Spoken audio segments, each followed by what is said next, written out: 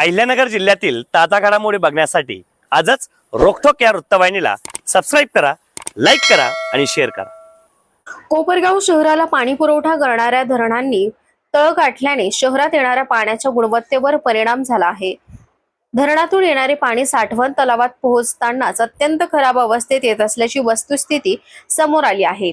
या पार्श्वभूमीवर नगराध्यक्ष पराग संधान, नगरसेवक अनिल आव्हाड आणि संदीप देवकर यांनी नगर परिषदेचे अधिकारी कर्मचाऱ्यांसोबत शहराच्या फिल्टरेशन प्लांट तसेच साठवण तलावाची प्रत्यक्ष पाहणी करून परिस्थितीचा आढावा घेतला। पाहणी दरम्यान पाण्याची गुणवत्ता खालावल्याचे स्पष्ट दिसून आले। प्रशासनाकडून पाणी शुद्धीकरणासाठी आवश्यक ती प्रक्रिया केली जात असली तरी मूळ स्रोतामधूनच खराब पाणी येत असल्याने फिल्टरेशन नंतरही काही प्रमाणात पाण्याच्या गुणवत्तेवर परिणाम होण्याची शक्यता असल्याचे यावेळी सांगण्यात आले आहे।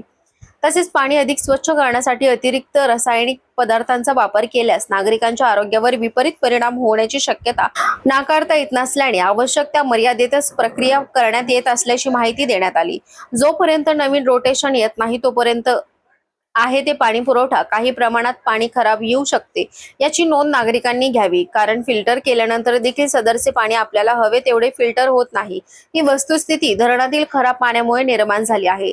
नगराध्यक्ष पराग संधान यांनी नागरिकांना आवाहन करताना सांगितले की सध्या पाण्याच्या उपलब्धतेसाठी नवीन रोटेशन येईपर्यंत नागरिकांनी काळजी घेणे आवश्यक आहे। घरगुती वापरासाठी पाणी शक्यतो उकळून, गाळून आणि स्वच्छ भांड्यात साठवून वापरावेत। विशेषतः लहान मुले, ज्येष्ठ नागरिक आणि आजारी व्यक्तींनी पिण्याच्या पाण्याबाबत अधिक दक्षता घ्यावी।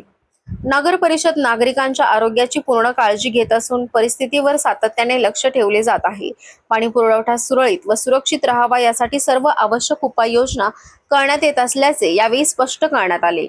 प्रतिनिधी हाफिज शेखसह शेहबाज कुरेशी, कोपरगाव। तळ्यातलंच पाणी एवढं खराब आहे, त्याच्यामुळं फिल्ट्रेशन प्लॅन मध्ये काही जास्त फिल्टर होत नाही पाणी। मी सर्व नागरिकांना विनंती करतो, आता उन्हाळा संपत आलाय, पावसाळ्याचे दिवस येत आहे, त्यामुळे धरणात पाण्याचा साठा कमी असल्यामुळे धरणातून आलेलंच पाणी आपल्याला खराब आहे।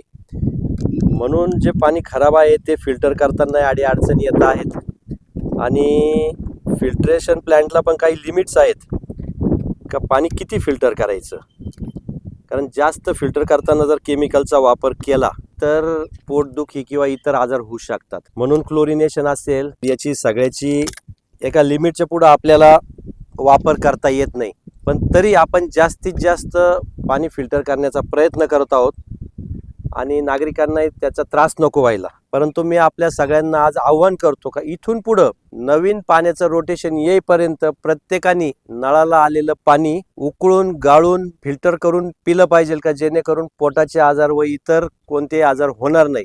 आपण